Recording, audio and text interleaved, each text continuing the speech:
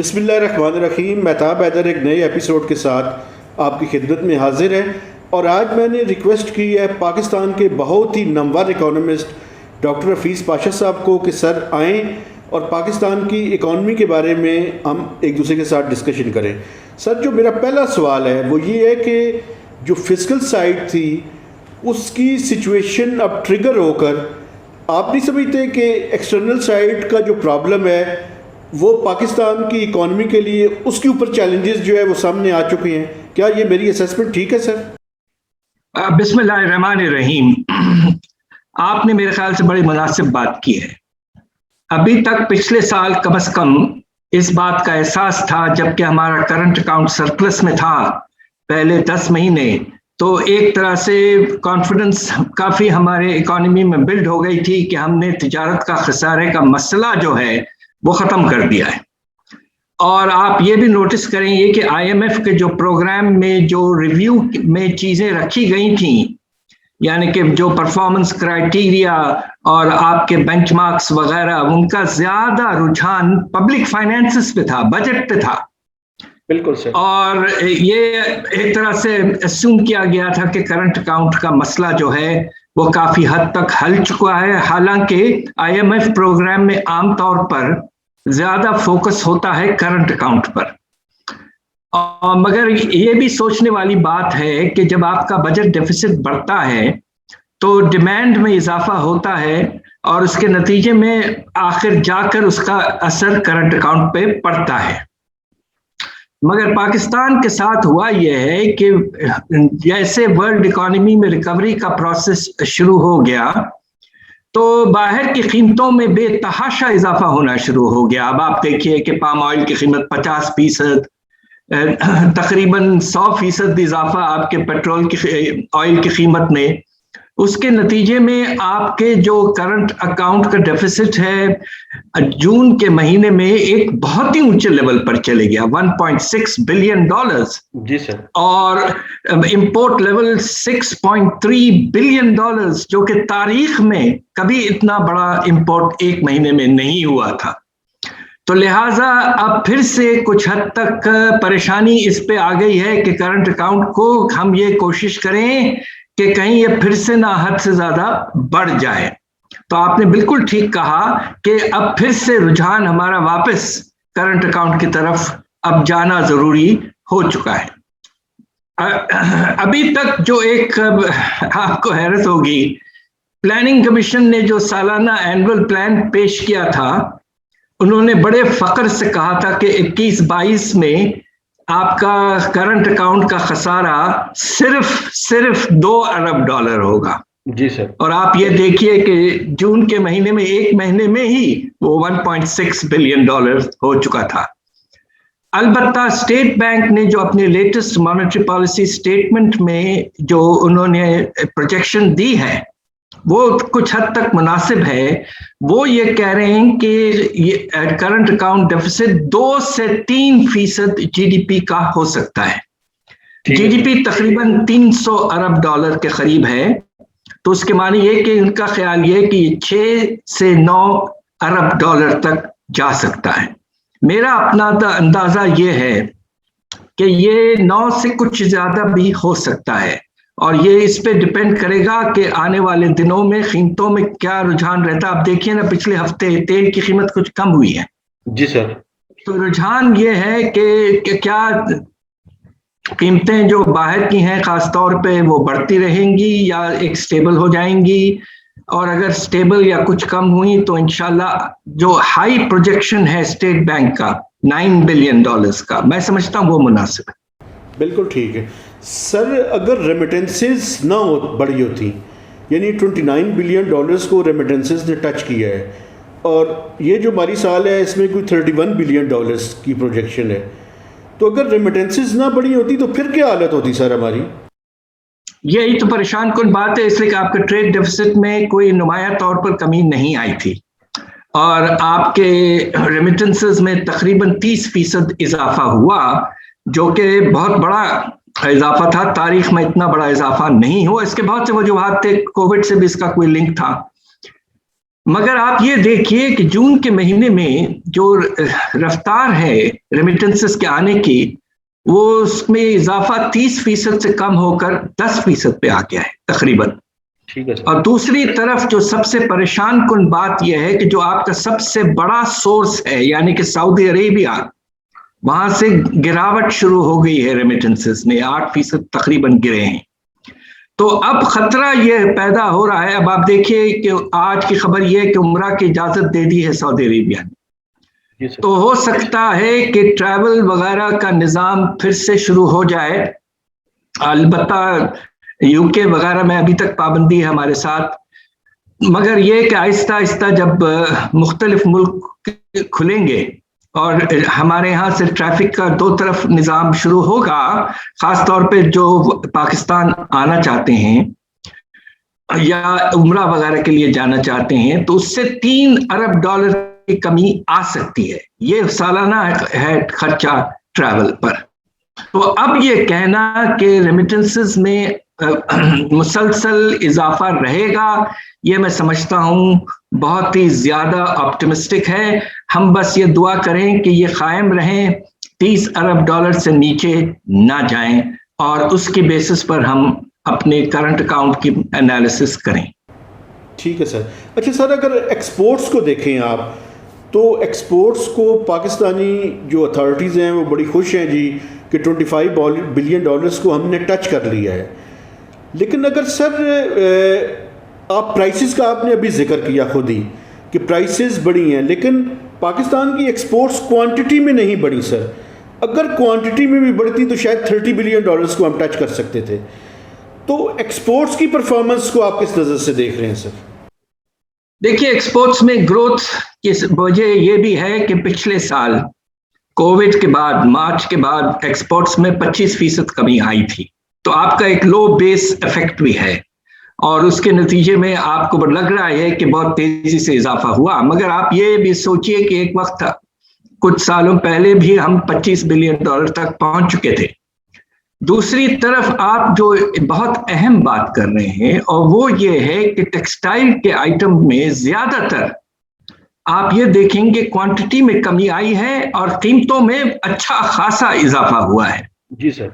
और वो शायद इसलिए कि कंपटीशन कमी हो गई थी। हिंदुस्तान तो बुरी तरह से मुतासर हुआ था, बांग्लादेश पे भी असर हुआ था, तो कंपटीशन कम होने की वजह से हमें अच्छी कीमतें मिली।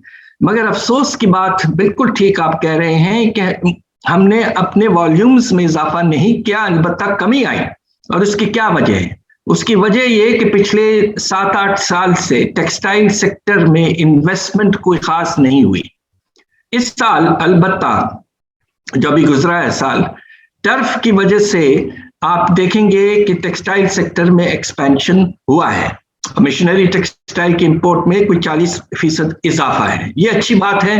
कैपेसिटी में इजाफा हो तो हम उसके नतीजे में अपने वॉल्यूम्स को भी बढ़ाएंगे। मगर इंशाल्लाह देखिए क्या होता है, इसलिए कि अगर हालात मामूल पे आ जाते हैं दुनिया में, तो यह फोरकास्ट ये है कि ट्रेड वॉल्यूम्स में काफी इजाफा होगा, तो हो सकता है हमें कुछ गुंजाइश और मिल जाए। और इंशाल्लाह हम ये बस जिस तरह हमारे कॉमर्स के एडवाइजर साहब ने कहा है कि इंशाल्लाह हमारे एक्सपोर्ट्स 30 से 31 बिलियन तक पहुंच जाएं तो बहुत ही अच्छी बात होगी।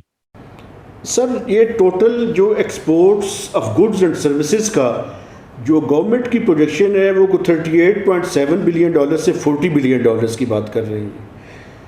तो क्या एक्सपोर्ट्स में इतना इजाफा आप समझते हैं कि ये वायबल है? देखिए, लग ये रहा है कि सर्विसेज में कुछ ब्रेक थ्रू हो रहा है। इंफॉर्मेशन टेक्नोलॉजी वगैरह में कुछ इजाफा यकीनन हुआ है और हमारे अब इस सेक्टर में आना शुरू हो गए। तो अब ये है कि हमारी कोशिश ये होनी चाहिए कि इस सेक्टर को, अब मैं इस बात पे भी थोड़ा सा हैरान हूं कि जब हमारे सर्विसेज एक्सपोर्ट्स में थोड़ी सी बॉयंसी आना शुरू हुई तो उस बजट में आपने उठा के टैक्स लगा दिया उन पर 1%। ये कोई मुनासिब वक्त नहीं था टैक्स लगाने का। आपने आगे बढ़ने, इनफैक्ट आपको पूरे तौर पर डिजिटल इकोनॉमी की तरफ जाने के लिए बहुत से इंसेंटिव्स देने चाहिए। تو انشاءاللہ ہو سکتا ہے کہ اگلے 2-3 سال میں ہمارے اس سروس ایکسپورٹس میں کچھ اضافہ ضرور ہوگا، اور اس سے ہماری جو نوجوان طبقہ ہے پڑھا لکھا، وہ ان کو بھی کچھ گنجائش فائدہ بھی ہو سکتا ہے۔ اچھا سر، یہ جو ڈیٹ ری پیمنٹ ہے، آپ نہیں سمجھتے کہ یہ ایک اور میجر چیلنج ہے خاص کر ایکسٹرنل سائٹ پہ؟ آپ کیا سمجھتے ہیں اگلے 2 سے 3 سال میں ڈیٹ ری پیمنٹ کی کیا پروجیکشنز ہیں سر؟ دیکھیے، اس سال بھی ہم نے کافی ڈیٹ لیا ہے، اور اب ٹینڈنسی ہماری یہ ہو گئی ہے کہ زیادہ اسٹیٹ بینک نے پچھلے کچھ 6 مہینے میں آپ دیکھیں گے کہ انہوں نے بانڈز فلوٹ کیے ہیں تقریباً $3.5 ارب کے ابھی تک، اور کمرشل بینکوں سے انٹرنیشنل سے بھی بہت پیسہ ایکسٹرا بورو کیا ہے، اور جو ریزروز میں اضافہ نظر آ رہا ہے $18 ارب کے اوپر، اس میں جو اضافہ کا ایک بہت بڑی وجہ ہے کہ آپ نے بوروئنگ زیادہ کی ہے۔ اندازہ یہ ہے کہ پچھلے سال ٹوٹل آپ نے جو بوروئنگ کی ہے وہ 34% زیادہ ہے۔ تو کچھ سمجھ میں نہیں آیا کہ کیوں آپ نے اس طرح کیا ہے، آگے چل کے اس پہ بھی بات کریں گے، میرے پاس ایک ایکسپلینیشن موجود ہے جو بات میں بتاؤں گا، مگر اضافہ تیزی سے ہو رہا ہے اور اگلے سال 25% اضافہ ہونے کا پروجیکشن موجود ہے۔ تو لہٰذا اگر آپ کا کرنٹ اکاؤنٹ ڈیفیسٹ بھی $9-10 ارب تک پہنچ جاتا ہے، اور آپ کے ڈیٹ سروسنگ میں بھی $3-4 ارب کا اضافہ ہوتا ہے، تو آپ کے بیلنس آف پیمنٹس پر یقیناً پھر سے کافی پریشر پڑنا شروع ہو جائے گا۔ ٹھیک سر، یہ کہیں اسٹریٹجی یہ تو نہیں لگ رہی آپ کو، میری جو اسیسمنٹ ہے کہ آئی ایم ایف کے پروگرام کی ریوائول سے پہلے اپنا ریزروز کو زیادہ سے زیادہ بلڈ اپ کر لیا جائے، تاکہ آئی ایم ایف کے ساتھ اگر نیگوشیٹ کریں تو اسٹرینتھ کے ساتھ کریں، کیونکہ اگر ریزروز کم ہوں گے تو آئی ایم ایف زیادہ بہتر پوزیشن میں ہوگا ایکسپلائٹ کرنے کے لیے۔ کیا یہ اسٹریٹجی نہیں نظر آ رہی ہے آپ کو؟ جی، ایک لحاظ سے آپ بالکل پھر سے مناسب بات کر رہے ہیں، اور ساتھ ساتھ یہ بھی دیکھیے کہ آئی ایم ایف نے کتنا ہمارا ساتھ دیا ہے۔ پچھلے سال کووڈ کے فوراً بعد $1.4 بلین انہوں نے دیا، خاص طور پہ extra facility, rapid financing facility. پھر جب آپ کا 2nd to 5th ریویو کا پروسیس مکمل ہوا تو $500 ملین، اور اب خبر یہ ہے کہ اگلے 2 ہفتے میں انشاءاللہ ہمیں $2.8 بلین کے SDRs ملنے والے ہیں۔ تو لوگ لگ یہ رہا ہے کہ یہ ساری چیزیں آف کورس بوروئنگ ہیں، یہ تحفے نہیں ہیں، یہ بوروئنگ ہے، اور یہ بھی medium term. SDR is not part of the borrowing in that sense, but جو پہلے آپ نے لیا اور $500 ملین کچھ مہینے پہلے لیا، وہ بوروئنگ ہے۔ ہمیں آئی ایم ایف سے جو ڈیو ہے وہ $3.1 بلین باقی ہے، اور ہمیں یہ دیکھنا ہے کہ کس طرح سے ہم اپنے جو ایکسٹرنل فائنینسنگ ریکوائرمنٹس ہیں وہ کیسا میٹ کریں گے۔ ہمارے جو نئے دبنگ فائنینس منسٹر ہیں، انہوں نے تو ایک فرنٹل پوزیشن لے لی ہے کہ ہم آئی ایم ایف کی یہ جو شرائط ہیں ہم بالکل ماننے کے لیے تیار نہیں، ہم بجلی کی نرخیں نہیں بڑھائیں گے، ہم ٹیکسز کو حد سے زیادہ نہیں بڑھائیں گے، ہم بہت سے ایسی چیزیں ہیں جو اسٹرکچرل ریفارمز وغیرہ میں وہ بھی شاید ہم کرنے کے لیے تیار نہیں ہیں۔ میرا خیال یہ ہے کہ پروگرام ختم نہیں ہوگا یہ کہ چونکہ 4th کووڈ اٹیک بہت سیریس ہو گیا ہے انفارچونیٹلی، اس بات کا بڑا افسوس ہے ہمیں، مگر کراچی دیکھیے کیا حال ہے کراچی کا، اور لاہور میں آج کی خبر یہ ہے کہ لاہور میں بھی 9% ہو گیا۔ جی سر۔ تو اگر یہ پوزیشن رہی 4th کووڈ اٹیک کی، پیکنگ ابھی تک شاید نہیں ہوئی ہے، نیگوسیشنز جو ہیں 6th ریویو کے وہ ارلی سپٹمبر میں ڈیو ہیں، ہو سکتا ہے کہ پھر سے پروگرام کو سسپینڈ کر دیا جائے، ختم نہیں، سسپینڈ کر دیا جائے۔ اس میں ہمیں فائدہ یہ ہے کہ ہمیں وہ جو مشکل ریفارمز ہیں وہ ہم ڈیلے کر سکتے ہیں، خاص طور پہ بجلی کی نرخیں وغیرہ، سرکولر ڈیٹ والا جو مسئلہ ہے۔ مگر اس کے ساتھ تھوڑا سا یہ ہوتا ہے کہ جب پروگرام سسپینڈ ہوتا ہے تو خاص طور پہ ملٹی لیٹرل ڈونرز جو ہیں، ورلڈ بینک، ایشین بینک وغیرہ، اسلامک بینک، یہ ذرا اپنا پیسہ دینا کچھ کم کر دیتے ہیں. اور کمرشل بینکس کی ہاں اس لیے کہ امبریلا نہیں ہے نا IMF کا, سسپینڈڈ ہے. تو حالانکہ ہمیں تھوڑی سی کمفرٹ مل جائے گی for the wrong reason because of Covid, مگر یہ کہ فائنینسنگ میں دقت پیدا ہونا شروع ہو جائے گی. اس لیے آپ نے بالکل ٹھیک کہا کہ پروگرام کے ڈیسیشن سے پہلے جس حد تک ہو سکے IMF سے بات چیت سے پہلے اسٹیٹ بینک کی پوری کوشش ہے کہ ریزروز کو جس حد تک ہو سکے بڑھا لیں. بالکل ٹھیک ہے.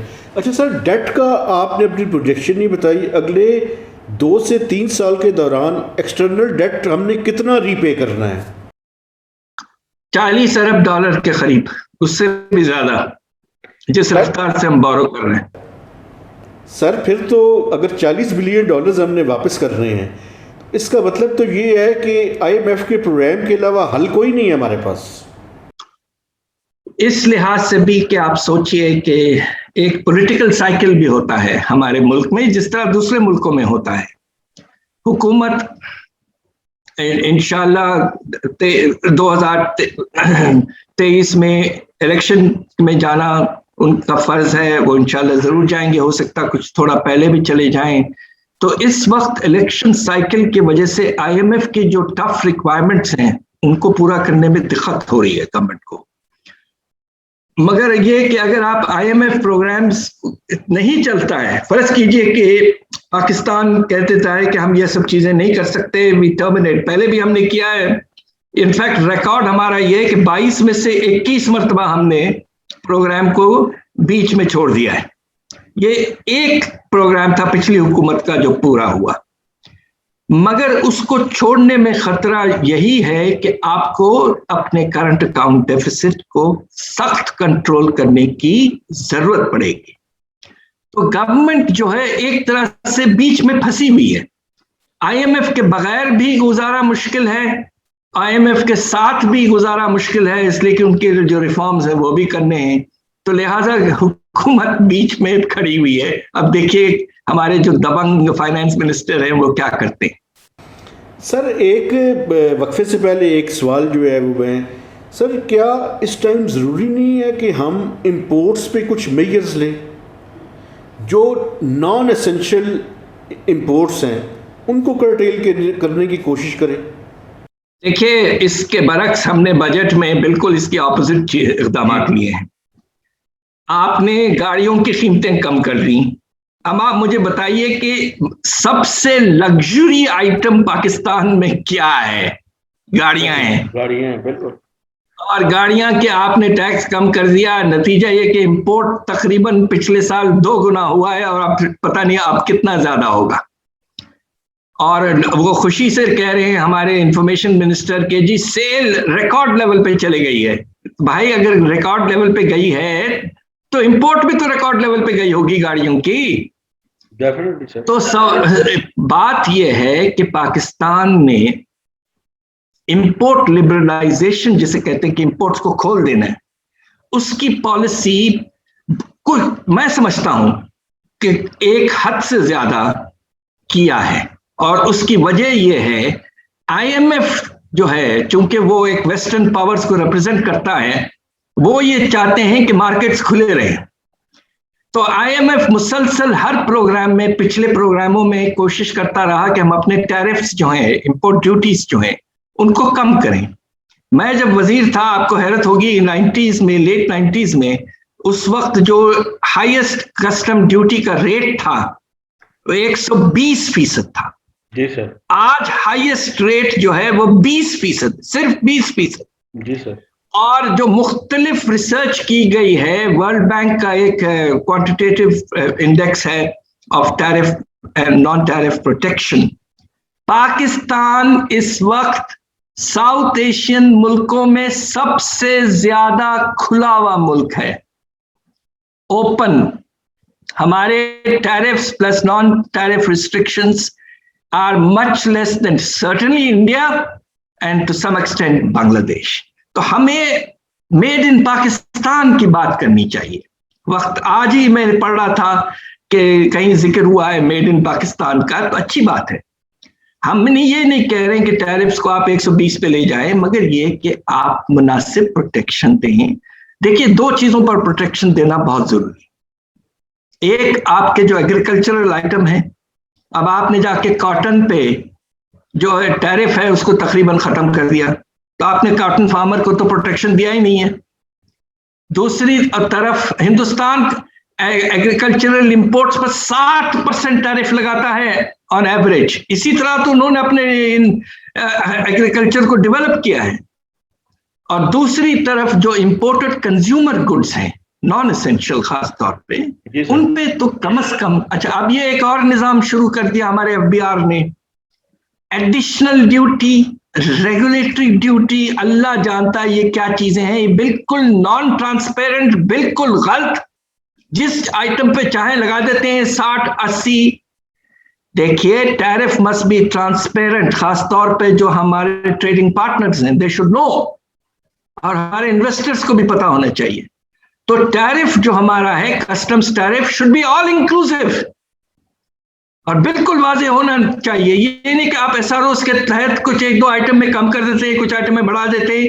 یہ سراسر غلط نظام ہے، یہ نان ٹرانسپیرنٹ نظام ہے، and that has to stop.